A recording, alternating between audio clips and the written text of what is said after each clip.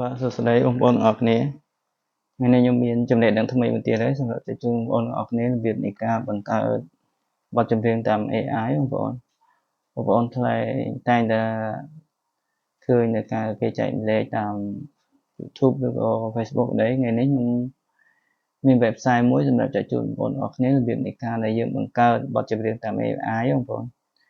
website នេះល្អដែរប៉ុន្តែវា free ឲ្យយើងប្រហែលជាខ្ទង់15បនដែរfree ដបងពេជ្រឲ្យយើងគេឲ្យយើងតេស្តបងប្អូនតែឥឡូវកុំឲ្យខាត់ពេលយូរឥឡូវបងប្អូនចូលទៅក្នុងកម្មវិធី Google របស់យើងមកបងប្អូនបាទនេះបងប្អូនចូលក្នុង Google មកអានេះដោយសារតែខ្ញុំធ្លាប់បង្កើតហើយឥឡូវខ្ញុំចូលពីដើមមកឲ្យបងប្អូនថយអស់មកបាទនេះគឺ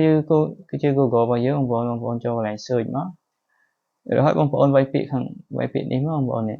David AI នេះ David AI នេះបងប្អូននេះបងប្អូនចូលនឹងមកបាទrồiនេះ website ខាងលើគេនេះបងប្អូនចូលខាងលើគេនឹងមកបាទrồiវាចេញតម្រងបែបនេះបើសិនជាបងប្អូនអត់ទាន់ចេញតម្រងបែបនេះបងប្អូនតែងតែគឺវាចេញឲ្យកន្លែងនេះដែលឲ្យយើង sign in បងប្អូនយើង sign in ជាមួយនឹង Gmail របស់យើងមួយមកគឺយើងអាចប្រើបានហើយកម្មវិធីហ្នឹងនៅកន្លែងនេះគឺជាត្បូងពេជ្រដែលគេ free ឲ្យយើងបងប្អូនរបស់ខ្ញុំនៅសល់តែ16ត្បូងពេជ្រទេដំបូងគេឲ្យ60ត្បូងពេជ្រដែរបងប្អូន60ត្បូងពេជ្រហ្នឹងគឺឲ្យគេឲ្យយើង generate ឬឲ្យយើង test ណាតែតាមសរុបទៅវាបាន15បទដែរក្នុងមួយយើង generate ម្ដងបាន2បទក្នុងមួយយើង generate ម្ដងគឺវាចំណាយត្បូងពេជ្រនេះគឺអស់4ត្បូងពេជ្រដែរបងប្អូនឥឡូវបងប្អូនចូលទៅកន្លែងដែលយើងបង្កើតជាបទចម្រៀងជាចម្រៀងមួយមកជា audio ចម្រៀងណាបងប្អូនឥឡូវបងប្អូនចូលកន្លែងសញ្ញាត្រេក3នេះមកបាទ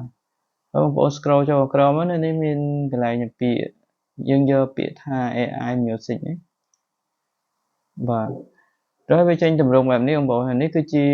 បទចម្រៀងដែលខ្ញុំបង្កើត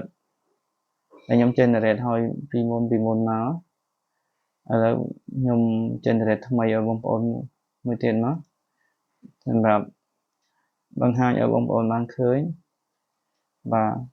ឥឡូវកន្លែងនេះគឺជា prompt នេះគឺយើងគ្រាន់តែវាយចំណងជើងទេយើងមិនបាច់សរសេរជាអត្ថបទឬក៏មិនបាច់ជាវាយជា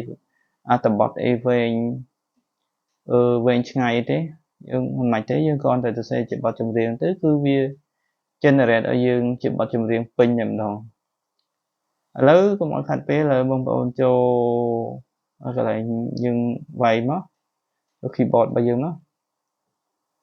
ឥឡូវបងប្អូនឧទាហរណ៍បទអីមួយមកបទយើងវាយចំណងជើងជាបទចម្រៀងអីមួយមកឥឡូវប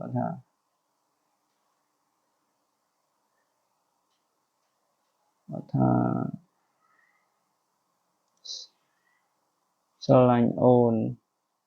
ហើយយើងវាយថាស្រឡាញ់អូនខ្លាំងណាស់អីឧទាហរណ៍អញ្ចឹងចាស់ស្រឡាញ់អូនខ្លាំងណាស់អូខេចា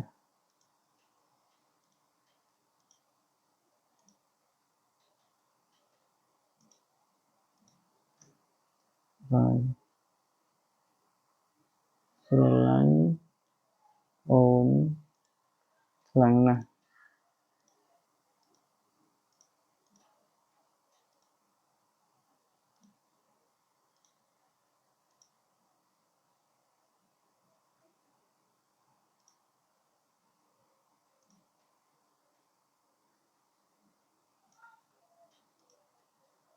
មកឥឡូវយើងវាយចំណងជើងតែប៉ុណ្្នឹងបងប្អូនហើយបងប្អូន scroll ចុះមកក្រោមមកនេះគឺមានពាក្យថា create ណាបងប្អូនគ្រាន់តែចុចនៅលើ create ហ្នឹងមកបាទលើ create ហ្នឹងមកគឺវាបង្កើតឲ្យយើងហ្នឹងនេះកន្លែងនេះបងប្អូននេះឃើញវាពង generate នេះពង generate ហ្នឹងបងប្អូនរងចាំឲ្យវាដើរពេញ 100% មកហើយបងប្អូនចាំស្ដាប់បទចម្រៀងហ្នឹងទាំងអស់គ្នា ពីទៀតពេញលើបងប្អូន website នេះល្អដែរបងប្អូនមិញរបស់ខ្ញុំនៅសល់16ឥឡូវបងប្អូនវានៅសល់តែ12ដបងពេជ្រទេគឺក្នុងមួយ generate ម្ដងគឺវាស៊ីអស់4ដបងពេជ្រឥឡូវវាដើរចិត្តពេញហើយបងប្អូនចាំស្ដាប់ទាំងអស់គ្នាតើលទ្ធផលនៃការដែលយើងបង្កើតបទចម្រៀងតាម AI ហ្នឹងវាចេញមកគឺបទចម្រៀងបែបម៉េចដែរបងប្អូនបងប្អូនចាំស្ដាប់មើលចិត្តពេញហើយជំនួសពេញវានឹងចេញតម្រងបែបនេះបងប្អូនពេលណាដែលវាពេញវាចេញតម្រងបែបនេះអានេះសិតតែបទដែលខ្ញុំធ្លាប់បង្កើតហើយនេះយើងបង្កើតម្ដងគឺបាន2បទដែរ2បទអញ្ចឹងគឺ2បទហ្នឹងគឺវាបទដូចគ្នាទេបារ៉ូចំណងជើងអីដូចគ្នាទេប៉ុន្តែវាខុសទំនុកបទភ្លេងទំនុកភ្លេងណាវាខុសទំនុកភ្លេងគឺស្តៀងគ្នាបន្តិចទេអញ្ចឹងគេឲ្យយើងមាន2ជំរើសទំនុកបទភ្លេងមួយណាដែលយើងចូលចិត្តអញ្ចឹងយើង download មកគឺអាចយើងយកទៅកាត់តដើម្បីធ្វើជាវីដេអូដាក់នៅក្នុង YouTube បានណាឥឡូវរងចាំឲ្យវាពេញសិនមកចាំវាពេញសិនមកវាពេញចាំខ្ញុំ play ឲ្យបងប្អូនមើលហើយពេលដែល play ហើយចាំខ្ញុំវីដេអូបន្ទាប់ចាំខ្ញុំប្រាប់ពីរបៀបនៃការដែលយើងធ្វើជាវីដេអូសម្រាប់ដាក់នៅក្នុង YouTube ណាបងប្អូនព្រោះវាមានច្រើនដំណាក់កាលដែរតម្រាំតែបានជាវីដេអូមួយសម្រាប់ដែលយើងយកទៅ upload នៅក្នុង YouTube គឺវាមានច្រើនដំណាក់កាលដែរអញ្ចឹងឥឡូវវីដេអូនេះខ្ញុំគ្រាន់តែបង្ហាញបងប្អូនពីរបៀបនៃការដែលយើងបង្កើតជាចម្រៀងមួយសិនទេហើយជាចម្រៀង MP3 បងប្អូនអានេះវាគ្រាន់តែជា MP3 ទេវាមិនមែនជាវីដេអូទេបងប្អូនឥឡូវវាពេញលើហើយ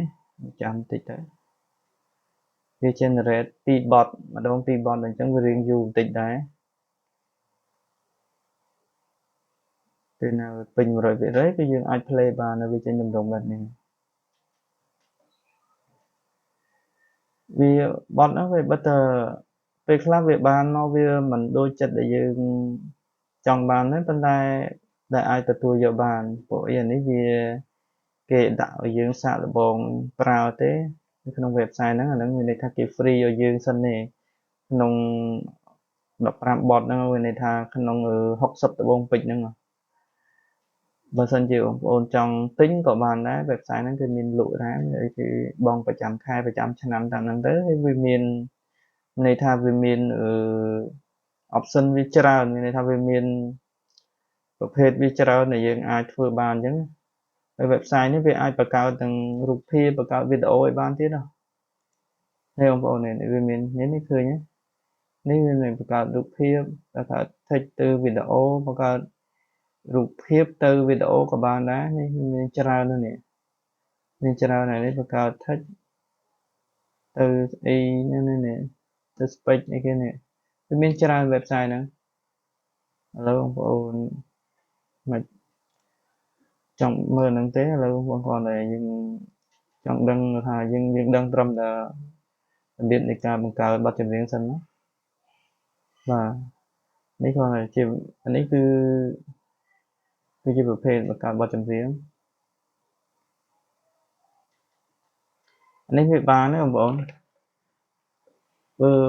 តើតើនឹងចំណងជើងហេតុអីបានខុសពេលខ្លះចំណងជើងយើងវាយស្រឡាញ់អូនខ្លាំងណាស់ប៉ុន្តែពេលខ្លះវា generate មកវាតែដាក់កាយក្នុងដៃអូនណាពេលខ្លះចំណងជើងដែលគេដាក់ឲ្យហ្នឹងមានន័យថាវាមានពាក្យពេចន៍ឬក៏បារ៉ូនៅក្នុងហ្នឹងដែរចំណងជើងដែលយើងដាក់ទៅហ្នឹងណាប៉ុន្តែគេវា generate ឲ្យរកចំណងជើងណាដែលទៅដាក់ទៅឲ្យវាស៊ីនឹងបារ៉ូដែលគេ generate ឲ្យយើងដែលគេនិពន្ធឲ្យយើងអញ្ចឹងណាឥឡូវបងប្អូនសាក play មើលបាទ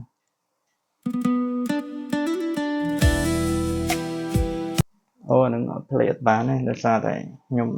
ដោតម៉ៃឯងឥឡូវចាំវីដេអូក្រោយទេបងប្អូនចាំខ្ញុំនឹង play ឲ្យបងប្អូនមើលឲ្យបងប្អូនស្ដាប់ ហើយនឹងរបៀបនៃការដែលយើងយកសំឡេងហ្នឹងយកទៅធ្វើជាវីដេអូទៀតអញ្ចឹងវីដេអូដែលរបៀបនៃការ generate ជាបទចម្រៀងហ្នឹងគឺតែប៉ុណ្្នឹងសិនទេបងប្អូន